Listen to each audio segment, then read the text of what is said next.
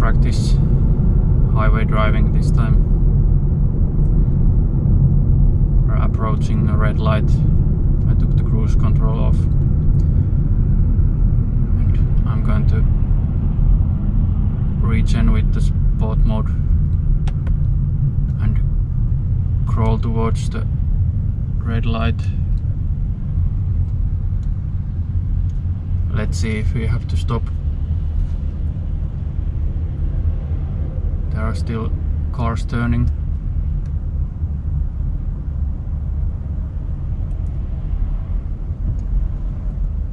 I'm gonna brake a little bit. Now there are cars coming from the right, so we have to stop.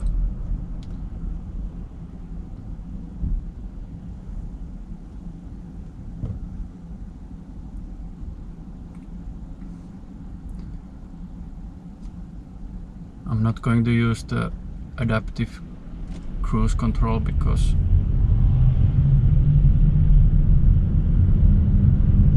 in economical driving it's not that useful, because other cars don't drive usually with the constant speed, and it's hard to find those in this kind of traffic. Maybe in a longer journey, if you find a good driving partner in front of you and he's using cruise control and you know that he's driving well with the constant speed, so you can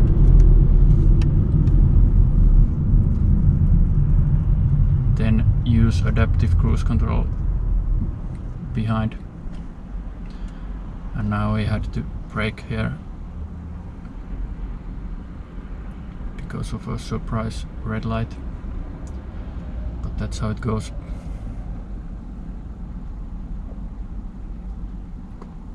The conditions are 2 degrees Celsius and the wind is pretty much non-existent. Maybe 1 meter per second. I don't know which direction.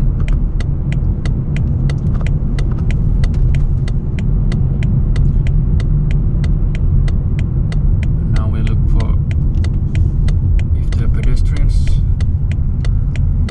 or cyclists. None.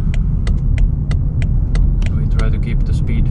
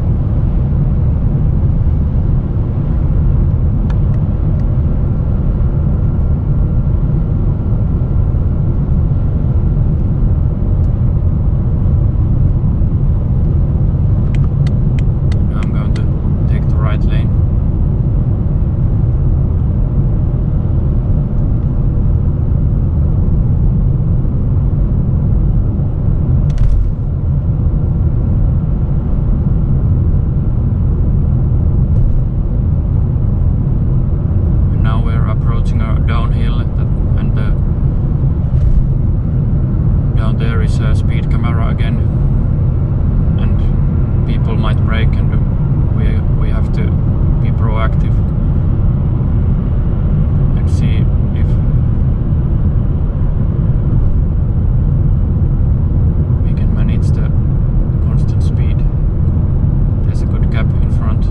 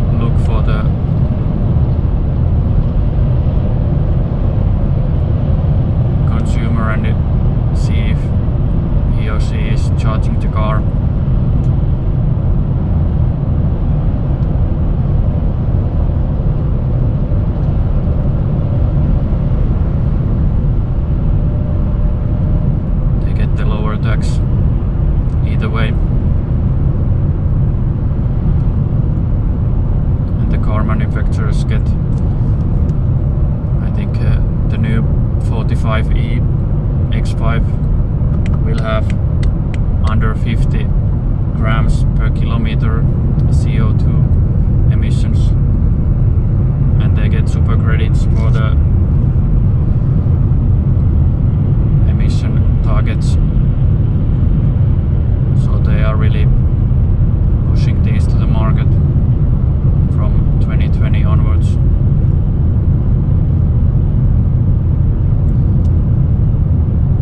The target is from 2021 onwards 95 grams per kilometer.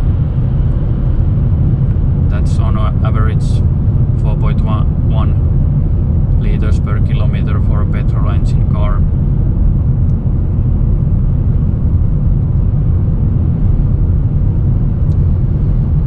Which is easily achieved with these plug-in hybrids on paper.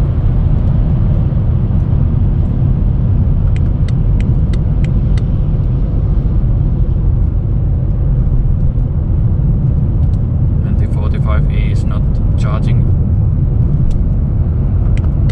all that fast.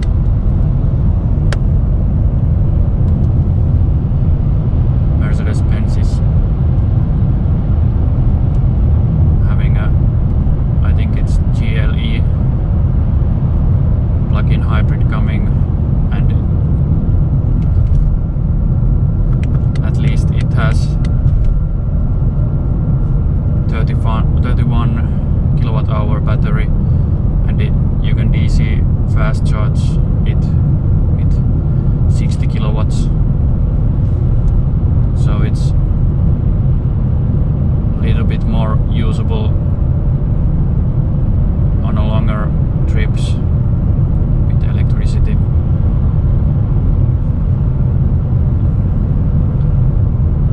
But the 45E is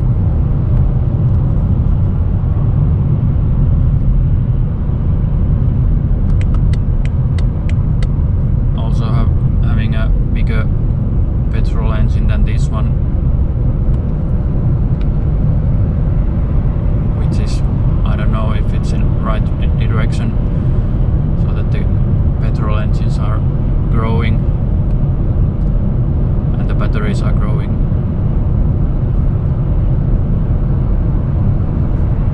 I don't have that much technical expertise on those, so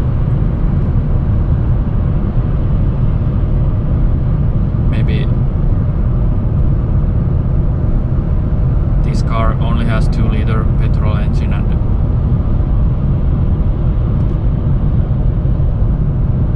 it's a little bit too small for a car this size if the battery is empty, I would guess.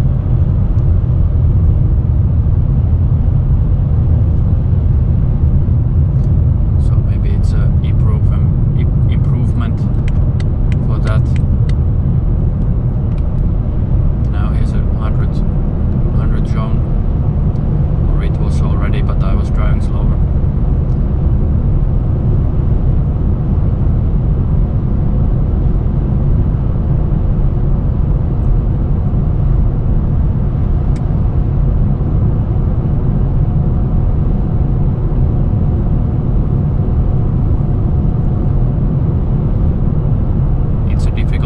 With this plug-in hybrid, because if you are using them right, you might, as a consumer, make those emissions possible, but the car manufacturers are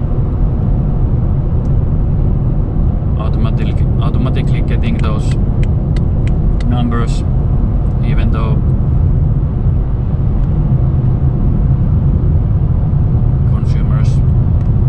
want to use them right.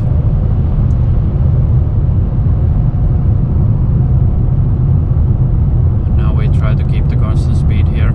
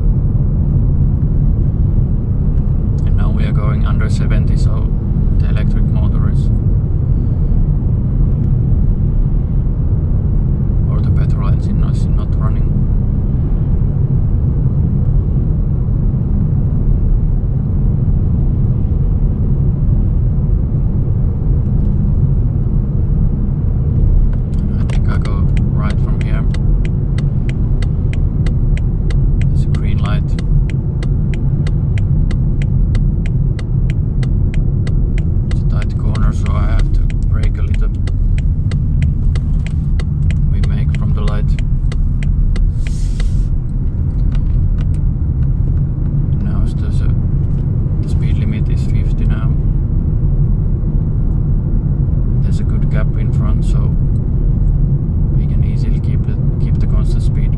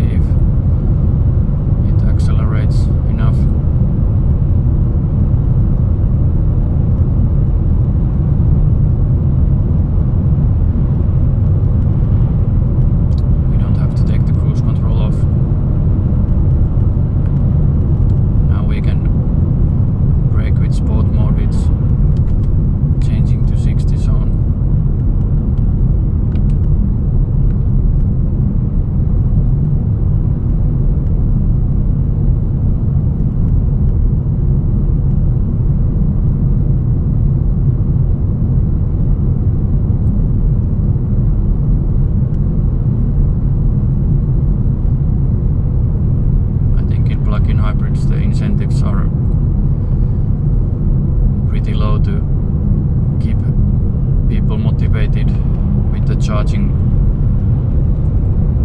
because the savings are not that high comparing to the price of the cars and the lowering of the values. Now we can roll with Eco Pro, we're catching up, and it's 60 soon.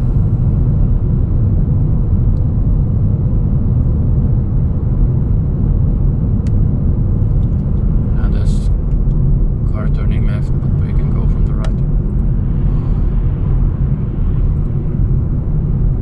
There's a green light, we're going right.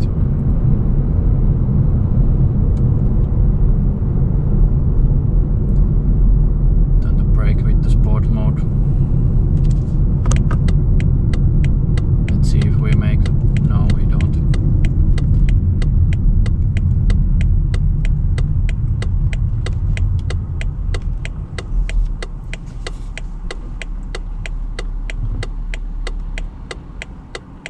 I would guess not all of the plug-in hybrid owners charge their cars at home. All of them don't even have the possibility to do that. So it's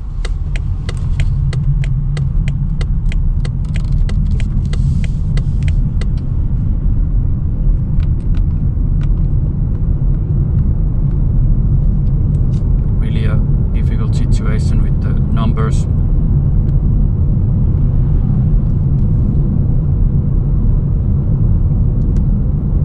We can try now to go with the adaptive cruise control. Let's see.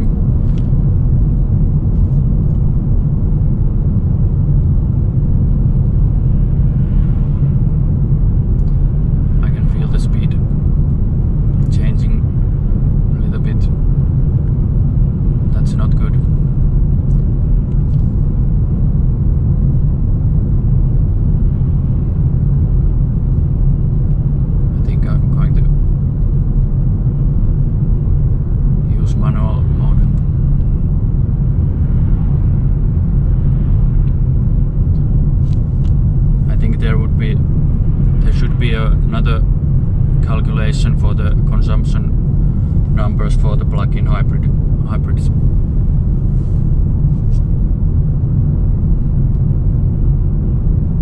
Because I don't know exactly how the WLPT cycle goes, but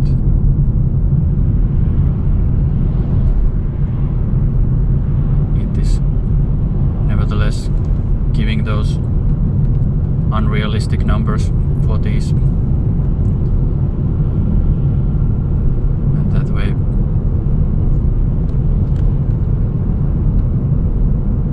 at least in Finland and also other places giving a huge tax lowering to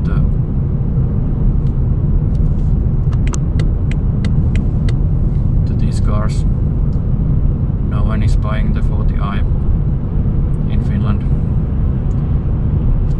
Now there's a red light.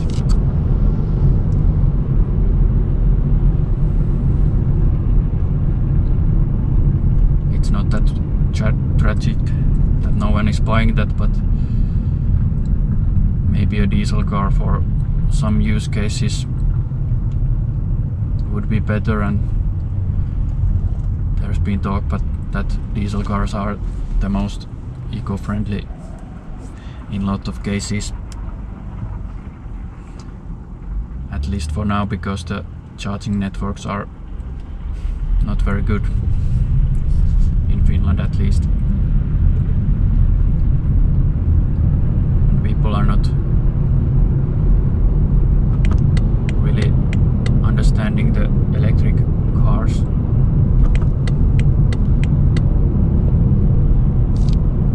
How they charge and when to charge them, and how the light is not for us, so we're going right. I was slowing down a little bit too much there because I didn't see this. Now let's see how we manage on the highway again.